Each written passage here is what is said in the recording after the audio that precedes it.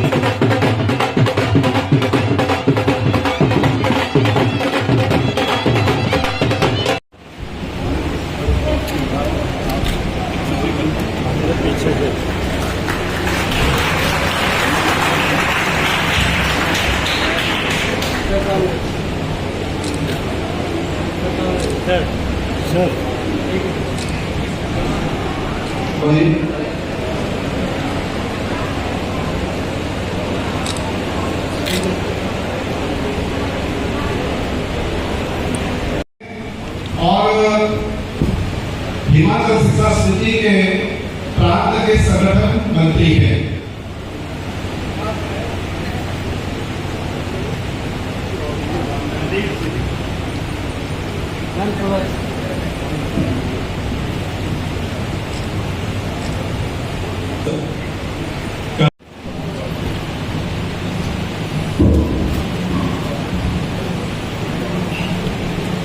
संस्कृति बोध परियोजना पुस्तक का विमोचन करते हुए महामहिम राज्यपाल श्री प्रताप शुक्ला जी।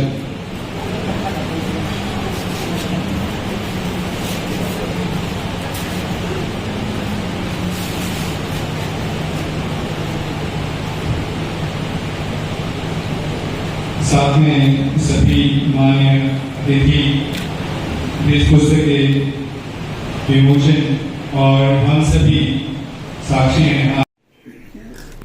नई शिक्षा नीति केवल सामाजिक सरोकार के लिए नहीं है, बल्कि नई शिक्षा नीति के द्वारा निश्चित रूप से सामूहिक विकास होगा बच्चों का, और नई शिक्षा नीति के द्वारा भारत की संस्कृति, भारत की ज्ञान परंपरा, भारत की भौगोलिक स्थिति, ये सब कुछ हो जान पाएंगे।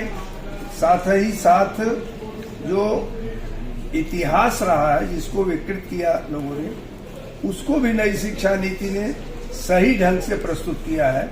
तो कुल मिलाकर के ये कि आमतौर पर विज्ञान और सब तो ये प्रचलन में है, वो उसके साथ साथ भारत क्या है इस नई शिक्षा नीति के द्वारा उद्धृत किया गया है। किस तरह क्योंकि खामियां तो इस बात की रही है कि हमने अपने इतिहास को ही झुठलाने का काम किया था, उसको वो किया गया है। साथ ही साथ इस नई शिक्षा नीति में अब यूजीसी ने 2 बार परीक्षाओं को कराने की बात कही है,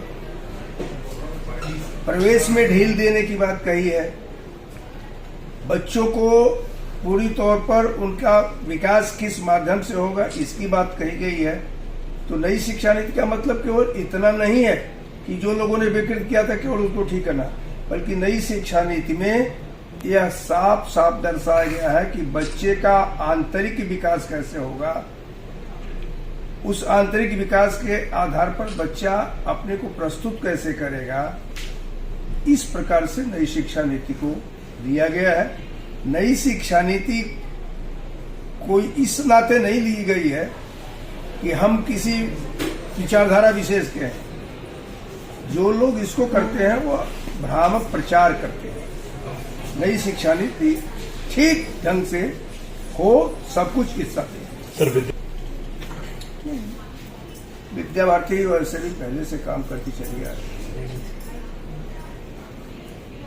विद्या भारती का जो एकल विद्यालय का कंसेप्ट है, उसके आधार पर पूरा पूर्वोत्तर में लोगों को शिक्षित करने का काम किया और भारतीय शिक्षा नीति के आधार पर किया है। तो विद्या भारती पहले से ही इसको करते चली आ रही है। और तो अगर ये देखा जाए कि एकल विद्यालयों को जोड़ दिया है तो लाखों शिक्षा के केंद्र ऐसे हैं जो शिशु मंदिर और विद्या भारती के आधार पर कर रहा है। विद्या भारती की शिक्षा के आधार पर भारत को समझा जाए, यही विशेष है। क्योंकि हिमाचल को देवभूमि कहा गया है, और मैं समझता हूं कि हिमाचल में गांव-गांव देवी और देवताओं का कंसेप्ट है। इसी से आज हिमाचल की संस्कृति बची हुई है, लोग भी उससे जुड़े हुए हैं, और मैं समझता हूं कि हिमाचल के लिए बहुत जरूरी है। साथ ही साथ पता नहीं, समझ में मेरे भी नहीं आ रहा है कि इसके आसपास के प्रदेशों में इसकी हवा क्यों नहीं जा रही है। हिमाचल में तो पूरी तौर पर ठीक है, लेकिन हिमाचल के बाहर भी जानी चाहिए।